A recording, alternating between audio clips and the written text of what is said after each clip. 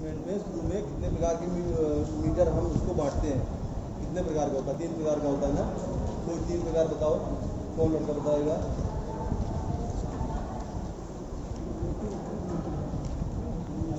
नहीं पता?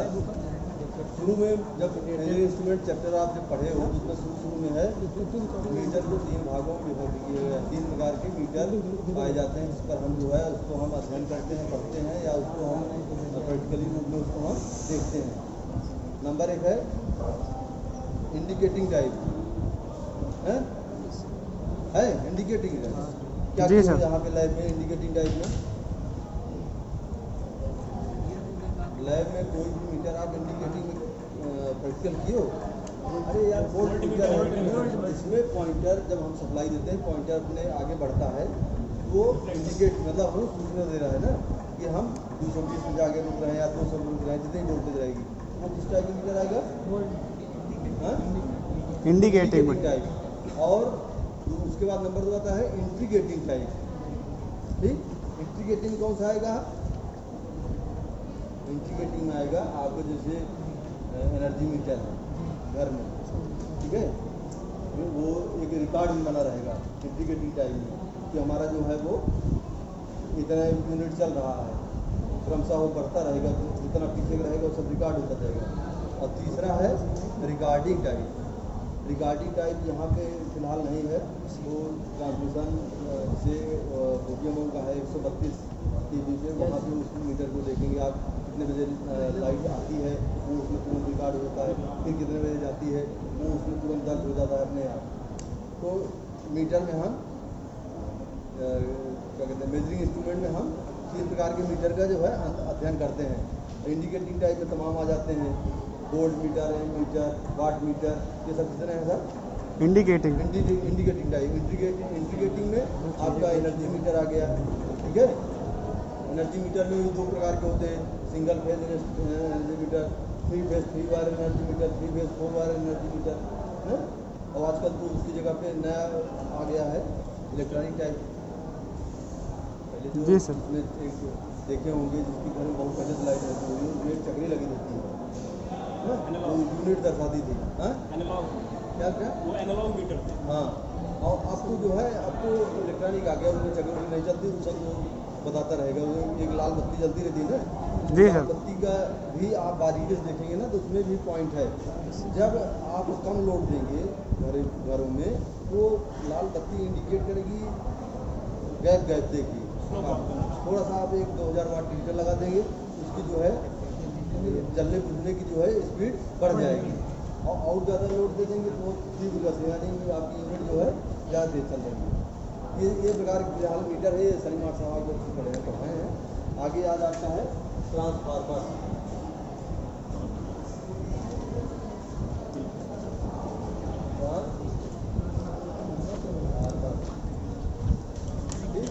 आज आप लोग इसके बारे में पढ़ेंगे। ट्रांसफार्मर का जो है इंट्रोडक्शन क्या होता है हमारे बिजली के बारे में, और इसका जो है कंस्ट्रक्शन बनावट कैसी होती है, ठीक। और दूसरा इसके एडवांटेज क्या, लाभ, ये चीज़ आप पढ़ेंगे। आपका जो है टॉपिक है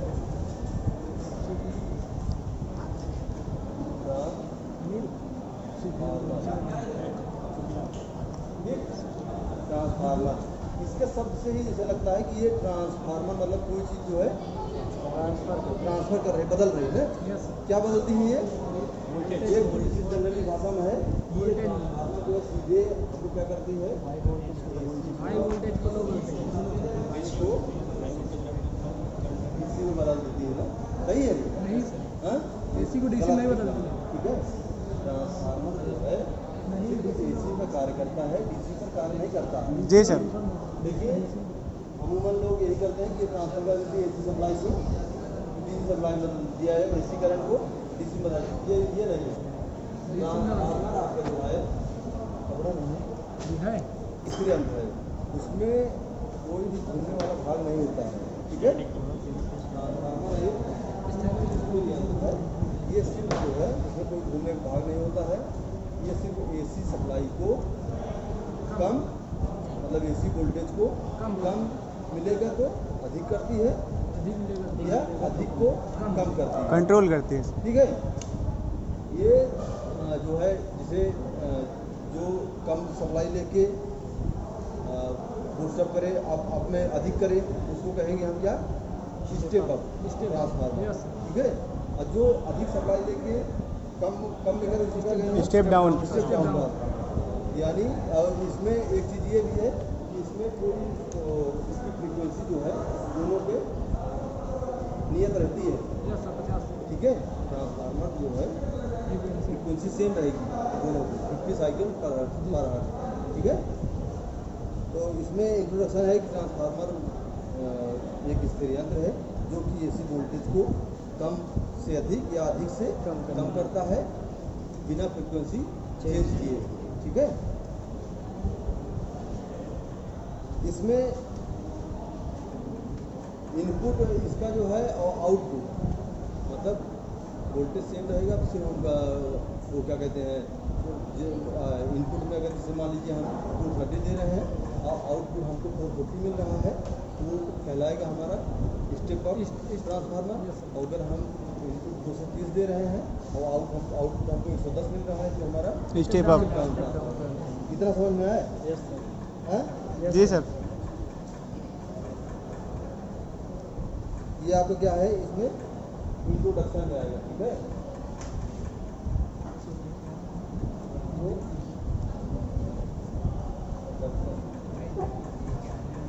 इसमें पत्तियाँ जो होती हैं ट्रांसफार्मर की कोर होती हैं, वो कई प्रकार की होती हैं,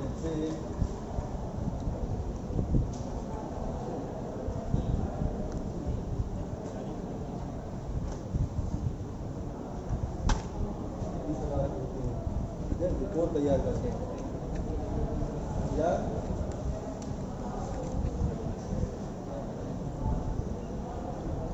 वायु प्रकार, ठीक है।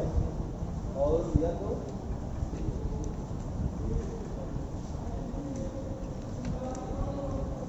यल प्रकार। जल प्रकार ना, जी सर। जल प्रकार से इल कह लो, जी जी। ये सब मिला के जो है एक कोर तैयार होता है ना ट्रांसफार्मर।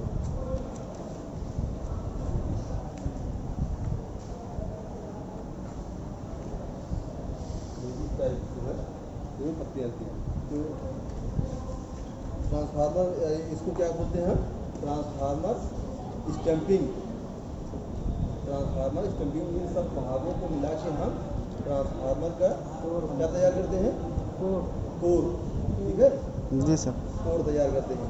इतना जो है इंट्रोडक्शन में इसका डिफिनीशन समझ में आया। और इसमें सबसे बड़ी चीज़ ये है कि ट्रांसफार्मर हमारा जो है प्रिंसिपल ऑफ ट्रांसफार्मर इंट्रोडक्शन में दिया गया ना, किस सिद्धांत में कार्य करता है, कोई बताएगा? अननोन पेरेंट शायद। Correct correct. म्यूचुअल इंडक्शन क्या है, कोई डिफाइन करेगा? बताओ। मान लीजिए ये आपकी ये दो कॉइल है, ठीक है। ये एक ही कोर पर लपेटी है, म्यूचुअली इंड्यूस्ड। इसमें क्या है, जो हम प्राइमरी में जब सप्लाई देंगे तो उसी कोर के माध्यम से फ्लक्स उत्पन्न होकर वो म्यूचुअली इंड्यूस्ड ईएमएफ उत्पन्न होगा, जो कि दूसरी सेकेंडरी वाइंडिंग जो लपेटी गई है उसमें भी वो चीज़ उत्पन्न हो जाएगा। तो अगर इसमें हम करंट दे रहे हैं, तो अगर इसमें हम सप्लाई लेंगे आउटपुट, तो हमको यहाँ पे करंट बहती हुई मिलेगी। लेकिन अगर इसमें हम कोई चेंज करते हैं प्राइमरी में, तो वही जो है चेंजिंग सेकेंडरी में भी अपने आप होगा। यही है आपका जो है म्यूचुअल इंडक्शन। इसकी इकाई हेनरी होती है ना? जी सर। ठीक है। 100 पेरेंट। ये आपका जो है इंट्रोडक्शन हो गया।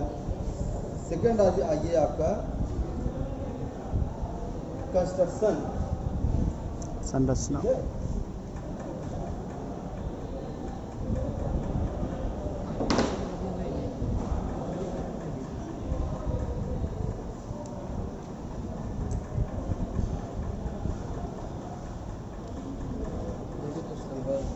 क्या बताया जहाँ आपको इंट्रोडक्शन परिचय कराए थे ट्रांसफार्मर से। ट्रांसफार्मर मतलब एक साधारण से डिफिनेशन है। ट्रांसफार्मर एक स्थिर यंत्र होता है, इसमें कोई घूमने वाला भाग नहीं होता, जैसे कंप्यूटर ब्रश ये सब को नहीं लगा रहता है ना, इसमें कोई घूमने वाला भाग नहीं होता। यह जो है सिर्फ एसी वोल्टेज कम या कम से अधिक यही परिवर्तन करता है, लेकिन फ्रिक्वेंसी सेम रहती है, फ्रिक्वेंसी सेम रहती है, ठीक है। और यह जो है फैराडे के उस पर क्या कहते हैं, म्यूचुअल इंडक्शन 100 पीरियड पर भी। हाँ सर। कार्य करता है, ठीक है। म्यूचुअल इंडक्टेंस के सी का एनर्जी है। म्यूचुअल इंडक्टेंस ये अभी बताया कि इसमें अगर हम कोई सप्लाई देंगे तो वही सप्लाई जो है कोर के माध्यम से इसमें उत्पन्न होगा, क्योंकि कोर सेम रहेगी। उसी कोर के एक तरफ जो है प्राइमरी लपेटते हैं, अभी हम आगे बताएंगे, एक तरफ सेकेंडरी लपेट देंगे। तो अभी आप क्या आ गया, ट्रेनिंग गड़बड़ होगी बताना। सही है सर। सही है, एकदम सही है। कंस्ट्रक्शन, इसमें क्या है, ट्रांसफार्मर जो है इसमें 3 पार्ट मिलकर बने रहते हैं। Number 1 iron core primary winding,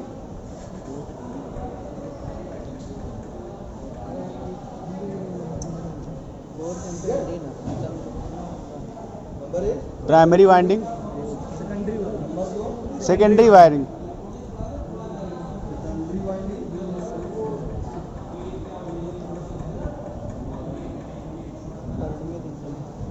number 3 iron core core.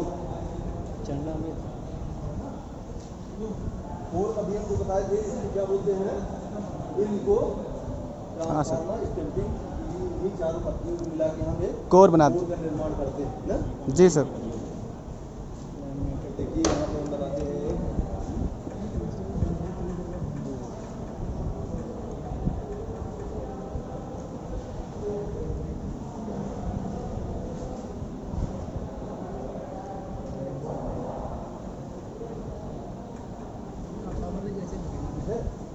या के कोर हो गया, इसमें हम यस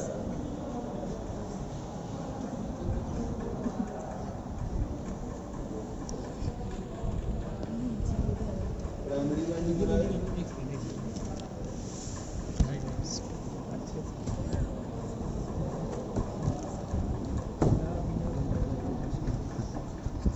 इधर ये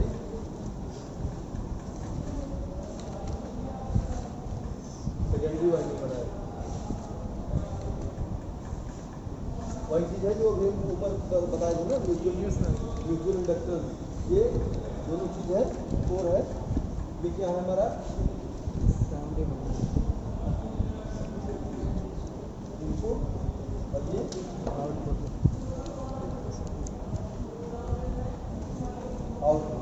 ठीक है।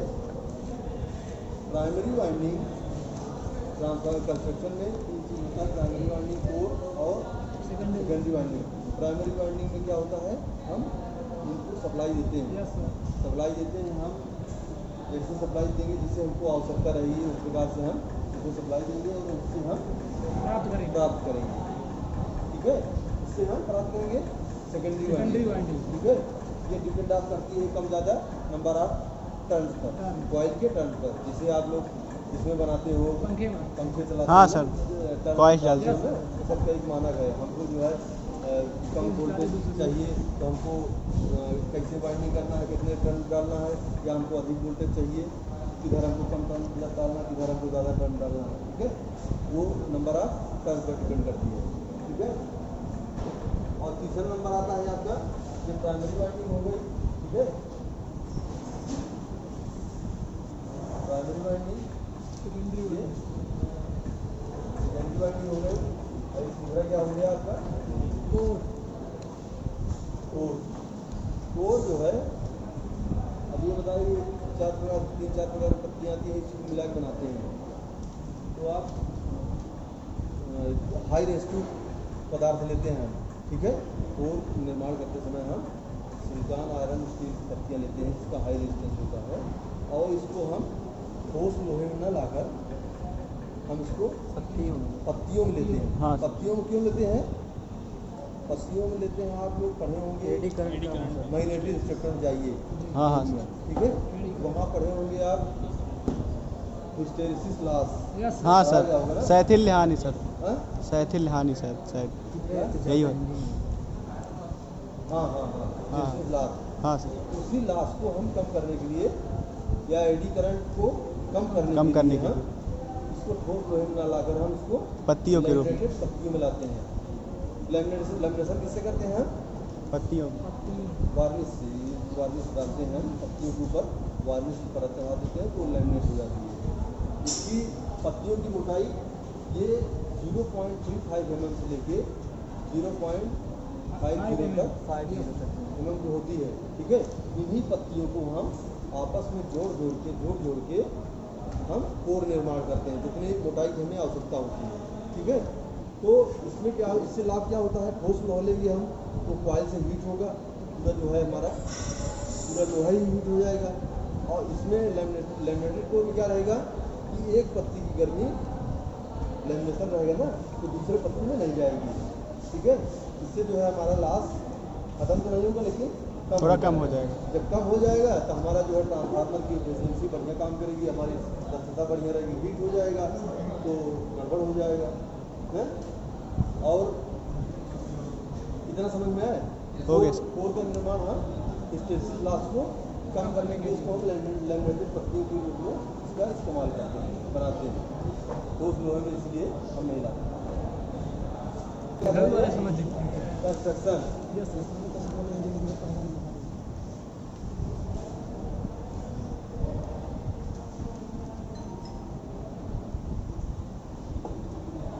नंबर 3 क्या है?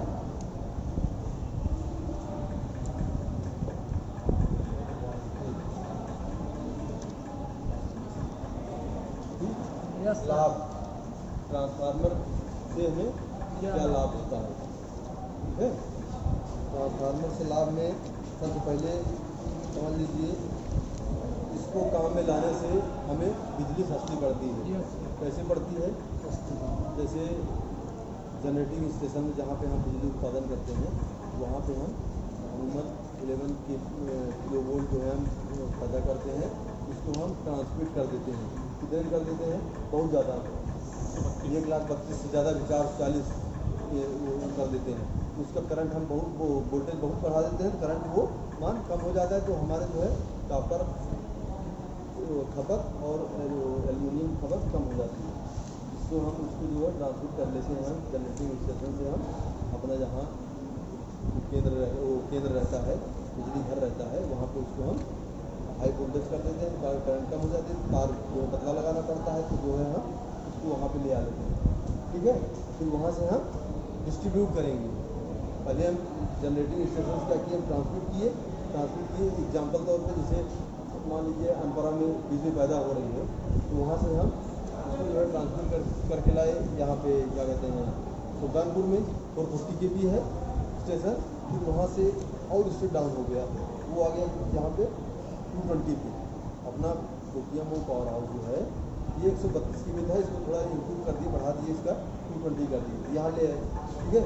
यहाँ से फिर हम स्टेप डाउन ही चल रहा है सब। यहाँ से हम ले गए लालगंज, वहाँ कितना हो गया? 132 हो गया। यस फिर वहाँ से हम तमाम सब स्टेशन में गए, जैसे आप दहला मोदी से एक सब स्टेशन एग्जाम्पल ले लीजिए, आप लोग उस दिन गए थे जी, लिए, हाँ सर। तो वहाँ पे वो भी एक सब स्टेशन है, वहाँ पे हम 132 को कितना गिरा दिए? 35 kV कर दिए यस ना। तो हमको जो है अगर हम डायरेक्ट वहीं से अगर हम लाते तो इसके लाभ जो हम बता रहे हैं कि मतलब हमें बहुत ज़्यादा मोटा तार लगाना पड़ता है, तो एल्यूमिनियम खर्चा पड़ जाता है या कापर खर्चा पड़ जाता है ना। तो ट्रांसफार्मर से हम क्या करते हैं, बहुत अपने हिसाब से जैसे मन मर्जी, जैसे हमको चाहिए कम वोल्टेज देके उसको उच्च वोल्टेज बना के हम उसको एक जगह दूसरी जगह ले जा सकते हैं, दूसरी जगह से जो है हम उसको अपने मनचाहे तरीके से इस्तेमाल कर सकते हैं। और इसमें कोई घूमने, दूसरा ये पहला पॉइंट हो गया। दूसरा, इसमें कोई घूमने वाला भाग नहीं होता कि मतलब इसमें कुछ बेरिंग खराब हो रहा है या कुछ खराब, एक जगह इस पर इसको हम कायदे से अगर इंस्टॉलेशन कर दें ट्रांसफार्मर को और बेहतरीन ढंग से आर्थिंग वगैरह दे के, यहाँ पे 250 के लिए ट्रांसफार्मर लगा है, ठीक है। अब इसका बढ़िया ढंग से एकदम सुटेबल ढंग से इसका यहाँ पे इंस्टॉलेशन हुआ है तो जल्दी गड़बड़ नहीं हो, क्योंकि यहाँ से लोड इंक्रीज होगा नहीं, कितना है बस थोड़ा बहुत 2 किलोवाट 3 किलोवाट कम ज़्यादा होता रहता है बस। 2 एडवांटेज आपको बताए हैं। तीसरा अधिक या वोल्टेज पर ये अच्छी प्रकार इंसुलेशन किया जा सकता है। चाहे जितना हम अधिक वोल्टेज बनाएं, इसको जो है हम सेफ रख सकते हैं ट्रांसफार्मर के अंदर इंसुलेशन करके, ठीक है। और दूसरी चीज़ है, ट्रांसमिशन को बहुत सस्ता कर देता है, जिसे मैंने बताया आपको ट्रांसमिशन लाइन से वहाँ पे डिस्ट्रीब्यूशन लाइन या डिस्ट्रीब्यूशन से उसको कन्वर्ट कर दिए तो हमारी क्या बचत हुई, तांबे और एल्युमिनियम, ठीक है। इतना इसके लाभ हैं। और 3 चीज़ आपको बताया गया इसमें, इंट्रोडक्शन, कंस्ट्रक्शन, एडवांटेज। ठीक है। नेक्स्ट आपका जो है इसके आगे बताया जाएगा टाइप्स ऑफ कोर। ट्रांसफार्मर जो है कितने प्रकार के होते हैं, कोर के होते हैं, कितने टाइप्स ऑफ कोर के पाए जाते हैं, ठीक है। उसके बाद बताया जाएगा इसमें जैसे थोड़ा बहुत जितना हम बताए हैं उसी में से पूछ रहे हैं, ठीक है। जितना हम बताए हैं उसी में से आपको जवाब देना है कि इससे प्राइमरी वाइंडिंग का कार्य क्या है, कौन बताएगा इसमें?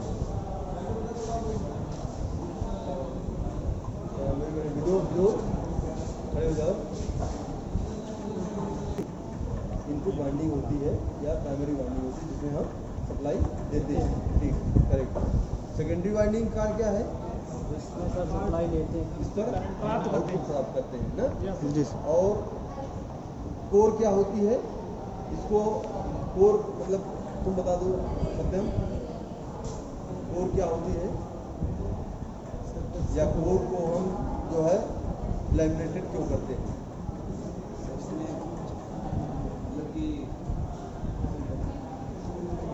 अपने भाव बताओ, जो बता पाओ ना। जितना अभी हम बताएं उसी में पूछ रहे हैं ना, तो इसलिए कि मतलब कि उसमें करंट वगैरह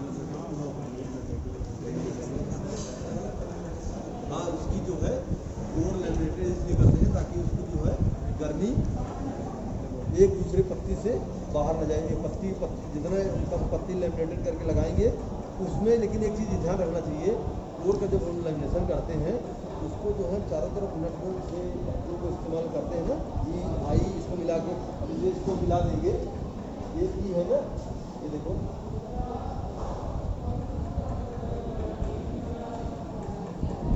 इसमें अगर ये चीज़ यहाँ पर मान लो लगाते हैं, आई यहाँ लगा देंगे, ये हमारा ये कोर बन जाएगा ना, एक कंप्लीट कोर बन जाएगा। ये चीज़ आके यहाँ पर हो जाएगा, मतलब इसको अगर हम यहाँ टच कर देंगे तो ये हमारा एक कोर तैयार हो जाएगा। इसमें सबसे बड़ी चीज़ ये देखना है कि जो हम इसको नट बोल्ट चॉइस करेंगे उसमें गैप नहीं होना चाहिए। एयर गैप होगा तो क्या हो जाएगा, क्या होगा, रिएक्टेंस बढ़ जाएगा। रिएक्टेंस बढ़ेगा ना सर्किट में ना, क्या होता है रिएक्टेंस का, क्या करता है ये सर्किट के रास्ते में, करंट के रास्ते में बाधा उत्पन्न करता है ना। इसमें गैप नहीं होना चाहिए, ठीक है। इसका मतलब समझ गए, ठीक है। अब इसमें जो तीनों चीज़ हम बताएगा, इसमें कुछ ना समझ में आया तो पूछ लो इन तीनों जो है, ठीक है।